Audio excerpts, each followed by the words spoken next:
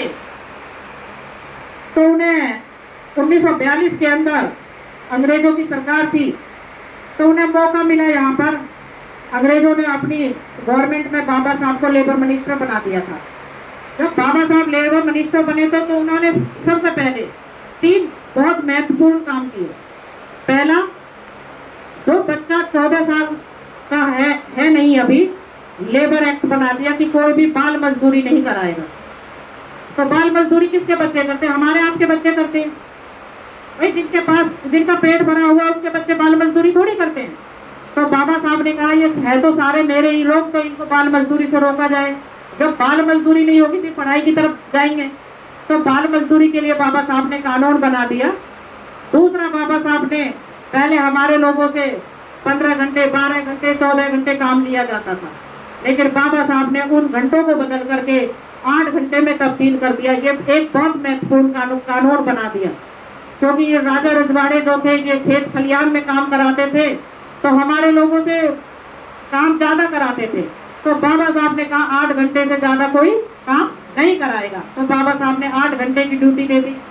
तीसरा सबसे महत्वपूर्ण काम, जो महिलाएं नौकरी पेशे में हैं, जो ड्यूटी करती हैं या कहीं भी कोई काम करती हैं, तो उनके लिए प्रस्तुति अवकाश, मैटरनिटी लीव जिसे बोलते हैं, वो बना दिया कि 6 महीने तक जहाँ काम करती है वो महिला, उसको 6 महीने की छुट्टी भी मिलेगी और 6 महीने की तनख्वाह भी मिलेगी।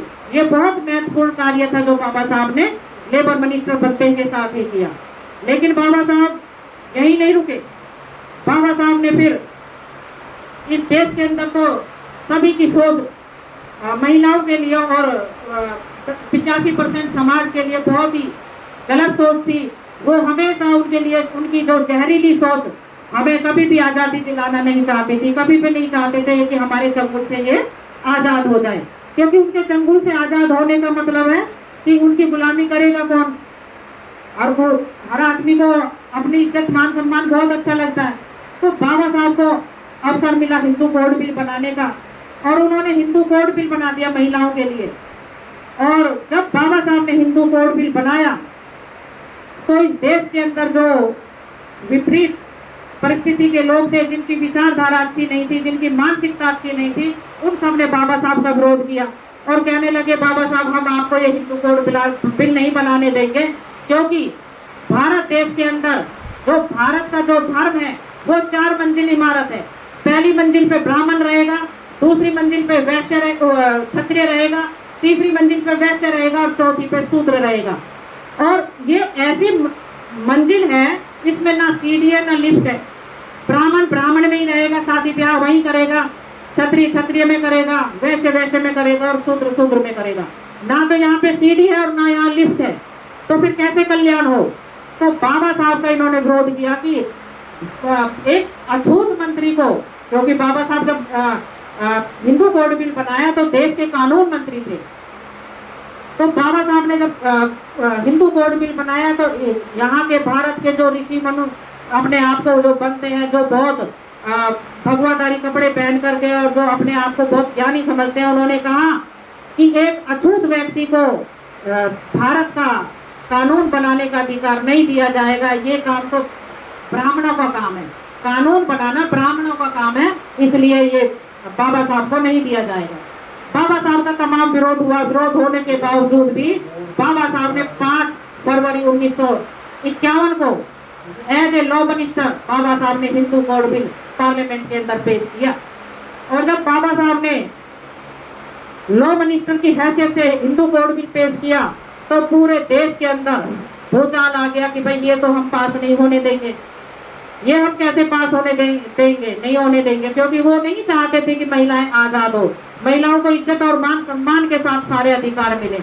जब उन्होंने देखा कि बाबा साहब ने को धमकियां आने लगी पूरे देश से कि बाबा साहब हम ऐसा कर देंगे, बाबा साहब हम आपको मार देंगे, ये कर देंगे, वो कर देंगे, बाबा साहब ने किसी की परवाह ना करते हुए हिंदू कोड बिल पेश किया। और पेश करने के बाद में हम सबको इज्जत और मान सम्मान के अधिकार मिले। ये बात एक अलग है कि बाबा साहब के जाने के बाद भी कुछ क्लोज बात तक पास हुए। बाबा साहब एक साथ में चाहते थे सारे हिंदू कोड बिल को पास कराना, लेकिन वो एक साथ नहीं हो सका, वो धीरे धीरे हुआ पास। तो बाबा साहब ने कहा कि मुसलमानों में तो 4 शादी पे बंदिश है, एक मुसलमान 4 शादी कर सकता है, 5वीं नहीं कर सकता, लेकिन हिंदुओं में तो ऐसी कोई बंदिश ही नहीं है। हिंदू चाहे तो 10 कर ले। पहले आपने सुना भी होगा, आप कहानियां सुनाते हो कि एक राजा के 100 रानियां थी, एक राजा के 1000 रानियां थी। अरे उनको पता तक नहीं होता था, उन्हें क्या है देवदास या दासी बना के रख लिया जाता था। तो ऐसी प्रथा थी, हिंदुओं में महिलाओं की कोई इज्जत नहीं थी। तो बाबा साहब ने कहा कि मुसलमानों में तो 4 शादी पे बंदिश है, हिंदुओं में तो बंदिश ही नहीं है, तो महिला कहाँ जाएगी। तो बाबा साहब ने इस पे भी कानून बना दिया, एक पत्नी है एक हिंदू रखेगा, तो इस पे बाबा साहब ने कानून बना दिया। तो जब बाबा साहब के इतनी अच्छी सोच को देखते हुए इन लोगों ने सोचा कि बाबा साहब जो है ये तो महिलाओं को बहुत आगे पहुंचा देंगे, ये तो महिलाओं को इस देश का राजा बना देंगे। तो इन्होंने बाबा साहब का विरोध किया, और इतना विरोध किया कि ये अपनी ही महिलाओं को, जो ब्राह्मणों की महिलाएं, क्षत्रियों की महिला, उनको रोड पे ले आए और बाबा साहब के खिलाफ नारे लगवा दिए। जबकि उन महिलाओं को समझना चाहिए था कि अधिकार तो बाबा साहब उनके लिए भी दे रहे थे। बाबा साहब ने ऐसी महिलाओं के लिए नहीं, भारत की धरती पर चाहे वो हिंदू महिला हो, चाहे सिख महिला हो, चाहे दलित महिला हो, चाहे कोई भी महिला होनी चाहिए, वो सबके लिए समान रूप से अधिकार थे। विरोधता को देखते हुए बाबा साहब ने 26 सितंबर 1951 को मंत्री पद से इस्तीफा दिया बाबा साहब ने।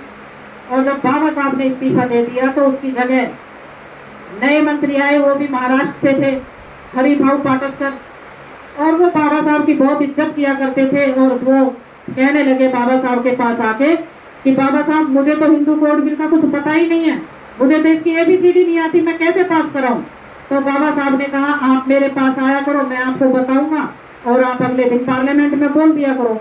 तो वो बाबा साहब के पास हर रोज शाम को जाते थे और बाबा साहब से लिखवाते थे, कलोज लिखवाते थे, अगले दिन उन्हें पार्लियामेंट में बोलते थे और पास कराते थे। कई बार तो यहाँ तक नौबत आई कि वो हरिभाऊ पाटस्कर ने कहा कि बाबा साहब जो आप मुझे बताते हो ये सब बातें मैं नहीं बोल पाऊंगा, लिख के भी नहीं बोल पाऊंगा। तो बाबा साहब ने अपनी रिकॉर्डिंग करी हुई बातें उसको दी कि ये पार्लियामेंट में जाके चला देना, और वो बातें वहां पे चलाई गई, और बाबा साहब इस तरीके से हिंदू कोड बिल हमारे बीच में पास हुआ, और हम सब महिलाओं को सारे अधिकार मिले। आज हम जो इज्जत मान सम्मान के साथ जो नौकरी कर रहे हैं, एजुकेशन ले रहे हैं, अच्छे अच्छे कपड़े पहन रहे हैं, और पिता की प्रॉपर्टी में भी अधिकार है, पति की प्रॉपर्टी में भी अधिकार है, ये सब हमारे महापुरुष बाबा साहब डॉक्टर अम्बेडकर की देन है। हमें आज ये प्रण लेना चाहिए कि हम जब तक जिंदा रहेंगे बाबा साहब के मिशन को जानेंगे, बाबा साहब के विचारों को जानेंगे, इनके विचारों पे चलेंगे, और अपने साथ साथ अपने घर में किसी भी मैं तो ये नहीं कहूँगी क्योंकि कईयों की आस्था को ठेस पहुँचेगी, अपने आप समझ जाएं, क्योंकि हमें जानना चाहिए कि हमारा भगवान कौन है, हमें जानना चाहिए कि हमारा भगवान कौन है। और मैं ज़्यादा नहीं कहूँगी क्योंकि साहब बैठे हुए हैं, साहब मैं वैसे तो मुझे अभी है मेरे पास 5 मिनट, तो मैं आपको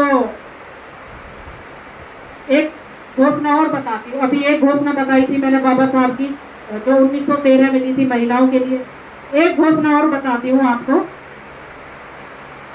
बाबा साहब डॉक्टर अम्बेडकर ने एक घोषणा और ली थी, और उस घोषणा का असर है कि आज भारत देश जो पूरे विश्व में अपना डंका बजा रहा है, ये बाबा साहब की देन है।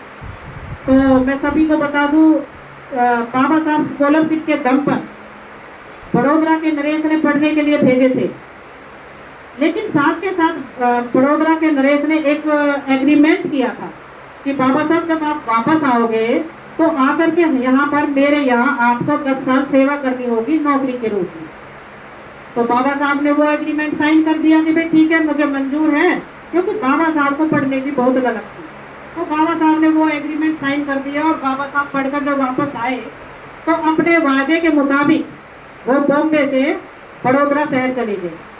बड़ोदरा शहर चले गए तो बड़ोदरा शहर में वो महाराज के यहाँ गए, और महाराज को जाके बोला सियाजीराव गायकवाड़ को कि मैं अपने वादे के मुताबिक आ गया हूँ और मुझे बताइए मैं क्या काम करूँ। तो राजा ने, सियाजीराव गायकवाड़ ने उन्हें अपने ऑफिस में सैन्य सचिव का पद दिया और बाबा साहब को कहा कि भाई आप यहाँ करें काम। तो बाबा साहब बड़ौदा शहर के अंदर गए और किराए पे मकान देखने लगे। तो इतने बड़े बड़ौदा शहर में बाबा साहब को रहने के लिए जगह नहीं मिली। एक दो दिन बाबा साहब सियाजीराव गायकवाड़ का बाग है, बाग में रहे। बाग क्या, वो जंगल था उन दिनों। बाग को आग भी नहीं कह सकते, आग दूसरे जंगली के, तो मैं तो देखा हुआ है। तो बाबा साहब जब ऐसे ही ढूंढते हुए एक पारसी धर्मशाला में पहुंचे तो बाबा साहब को कहा कि भाई हम आपको पारसी धर्मशाला दे देंगे। तो किसी ने बाबा साहब को बोला भाई आप अपना सरनेम मत बताना, नहीं तो ये धर्मशाला नहीं देंगे। तो बाबा साहब ने देखा कि वहाँ एक छोटा सा कमरा था, उसके बराबर में लकड़ी वकड़ी ऐसा कूड़ा करके पड़ा हुआ था, वो एक ही कमरा था और वो भी छोटा सा कमरा था। तो बाबा साहब ने वो कमरा ले लिया किराए पे और बाबा साहब रहने लगे और वहाँ से बाबा साहब अपना ड्यूटी करने लगे। तो अब सोचने की बात है, जब बाबा साहब ऑफिस जाते थे, सियाजीराव गायकवाड़ का महल है, आज भी वो बहुत सुंदर महल है, आज उसमें डीसी ऑफिस खुला हुआ है। तो जब उसमें जाते थे तो सबको पता चल गया भाई ये तो एक दलित है, ये तो एक अछूत है और इसको जो है हमारे यहाँ पे कोई अधिकार है नहीं, क्योंकि हमारी तो ये जो 4 मंजिले इमारत है ना, ये हर जगह खड़ी हो जाती है। तो बाबा साहब जब चलते थे तो राजा का महल है तो उसमें चटाइयाँ कारपेट पड़े होते थे। तो बाबा साहब जब जाते थे तो वो चटाइयाँ कारपेट हटा लेते थे और जब बाबा साहब अपनी सीट कमरे में जाके सीट पे बैठते थे तो वहां पर बाबा साहब फाइलें मांगते थे तो फाइलें ऐसे फेंकते थे दूर से। पानी मांगते थे तो बाबा साहब से बोलते थे हम पानी नहीं देंगे, हम एक अछूत को पानी पिलाएंगे। तो बाबा साहब ने कहा कि मैं पढ़ लिख करके इस देश के अंदर सबसे विद्वान व्यक्ति, सबसे ज्यादा पढ़ा लिखा व्यक्ति भारत देश का, और मेरे साथ इतना अत्याचार हो रहा, अन्याय हो रहा है, तो जो मेरी भोली भाली जनता है जो कुछ भी नहीं जानती है उसके साथ कितना ही सहन करना पड़ता होगा उनको। तो बाबा साहब अपना कार्य कर रहे थे। तो बाबा साहब ने उनकी कंप्लेन सियाजीराव गायकवाड़ से की कि जी आपके होते हुए मेरे साथ ऐसा भेदभाव होता है, आप अपने इनको समझाओ। तो सियाजीराव गायकवाड़ ने उन लोगों को बुलाया कि भाई आप बाबा साहब के साथ, बाबा साहब नहीं थे तब तो डॉक्टर अम्बेडकर थे, कि डॉक्टर अम्बेडकर के साथ ऐसा मत किया करो। तो उन्होंने कहा जी देखो ऐसा है, ऑफिस एक अलग बात है लेकिन हमारी धार्मिक भावनाएं एक अलग बात है, हम अपनी धार्मिक भावनाओं से अलग नहीं हो सकते, हम ऐसा कभी भी नहीं कर सकते जैसा आप चाहते हो। तो उन्होंने राजा की बात को भी ठुकरा दिया। तो राजा ने आखिरकार डॉक्टर अम्बेडकर को बोला कि ये मेरे भी बस से बाहर है, ये बात मेरे भी बस से बाहर है, मेरे समझाने के बावजूद भी ये लोग नहीं मान रहे। अब यहाँ ऑफिस का जिक्र मैंने कर दिया, मैं दूसरी तरफ आती हूँ पारसी धर्मशाला पे। वो पारसी धर्मशाला थी। अब पारसियों को पता चल गया कि यहाँ पर जो लड़का रुका हुआ है वो अछूत है। अब रात को वो लाठी डंडे लेकर के 150 आदमी इकट्ठे हुए बाबा साहब के पास आ गए, दरवाजा पीटने लगे कि भाई दरवाजा खोलो। अब बाबा साहब तो पढ़ने के बड़े शौकीन थे, तो बाबा साहब पढ़ रहे थे। तो बाबा साहब ने देखा कि भाई ये लोग आ गए, तो बाबा साहब ने दरवाजा खोला। तो बाबा साहब ने बड़ी विनम्रता से कहा कि हाँ जी बताइए क्या बात है। तो बोले आप हमें ये बताओ आप हो कौन। तो बाबा साहब डॉक्टर अम्बेडकर ने कहा कि मैं अम्बेडकर हूँ। बोले नहीं आप अपना सरनेम बताओ। भीमराव। बोले नहीं सरनेम बताओ। तो जब बाबा साहब ने कहा कि भाई क्या बात हो गई, बोले कि एक अछूत हमारी धर्मशाला को अपवित्र करे, बोले अभी फौरन खाली करो। और बाबा साहब को गाली गलौज करने लगे। तो बाबा साहब ने कहा कि मुझे आप 4 घंटे की मोहलत दे दो, 4 घंटे के बाद मैं इस धर्मशाला को खाली कर दूंगा। उन लोगों ने आग देखा ना तार देखा।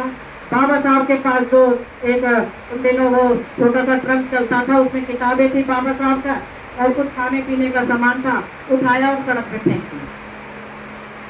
भूखे प्यासे बाबा साहब निकल पड़े। कहीं रहने के लिए उनके लिए बड़ौदा शहर के अंदर जगह नहीं। अब बाबा साहब आए और बाबा साहब को ये भी डर था कि कहीं ये लोग आके कहीं मुझे दोबारा से कोई ऐसी हरकत ना करे कि मारे पीटे मैं अकेला हूँ और इनका तो यहाँ पे पूरा समूह है। तो बाबा साहब वो सियाजीराव गायकवाड़ का जो ऑफिस से और जो पारसी धर्मशाला के बीच में वही रास्ता स्टेशन की तरफ जाता है, तो वहाँ जंगल में विश्वामित्र नदी बहती है। नदी के किनारे बड़ोदरा शहर का नाम मैं बता दूं, वहाँ बड़ के पेड़ बहुत ज्यादा है इसलिए उसका नाम बड़ोदरा है। तो एक बड़ के पेड़ के नीचे बाबा साहब बैठ गए और उस दिन ऐसा बताते, साहब भी बताते और भी लोग बताते, किताबें बताती हैं कि उस दिन में बारिश हुई थी और सितंबर का महीना बरसात का महीना होता है, तो बरसात हुई थी, मिट्टी गीली थी। तो एक बड़ के नीचे बाबा साहब बैठ गए और बैठ के ये विचार करने लगे कि मेरे जैसे आदमी के लिए इस बड़ोदरा शहर के अंदर जगह नहीं है और जो मेरा समाज यहाँ रहता है उसके साथ क्या दुर्दशा होती होगी पूरे देश के अंदर। तो बाबा साहब बैठे हुए हैं बड़ के पेड़ के नीचे, घना अंधेरा है और पूरा जंगल है। अकेले बाबा साहब सोच रहे हैं और सोचते सोचते बाबा साहब रो रहे हैं। जब बाबा साहब रो रहे थे तो उन्होंने एक प्रतिज्ञा ली और उन्होंने ये प्रतिज्ञा ली कि अगर मैं अपने समाज को इन सारी मुसीबतों से आजाद ना कर दूं तो मेरा नाम भीमराव अंबेडकर नहीं, मैं इन सारी मुसीबतों को जड़ से हल कर दूंगा और अपने इस समाज को आजाद कर दूंगा। अगर मैं ऐसा नहीं कर पाया तो मैं अपने आप को गोली मार लूंगा। ऐसी प्रतिज्ञा बाबा साहब ने की। तो ये 23 सितंबर 1917 की बात है। आज तो हम 2023 में जी रहे, तो ये तो 100 साल से भी पहले की बात है। तो उस वक्त हमारे देश की क्या स्थिति थी तो आप सब सोच सकते हो, समझ सकते हो कैसी विपरीत परिस्थितियों में बाबा साहब ने हमारे लिए संघर्ष किया, काम किया। तो हमें बाबा साहब को, भगवान बुद्ध को, इनके विचारों को जानना चाहिए, इनके विचारों को मानना चाहिए। और मैं आपको बता दूं, जो बाबा साहब को जान लेगा, जो बाबा साहब को मान लेगा, ये मेरी बात को ध्यान देना, उस घर में कभी भी गरीबी नहीं आएगी। आज नोट कर लो इस बात को। वो घर हमेशा तरक्की करेगा, वो घर हमेशा तरक्की करेगा, क्योंकि बाबा साहब एजुकेशन की बात करते हैं। बाबा साहब के 3 मूल मंत्र हैं, शिक्षित बनो, संगठित रहो और संघर्ष करो। तो इन्हीं शब्दों के साथ मैं अपनी वाणी को विराम देती हूँ। जय भीम, जय भारत, नमो बुद्धाय।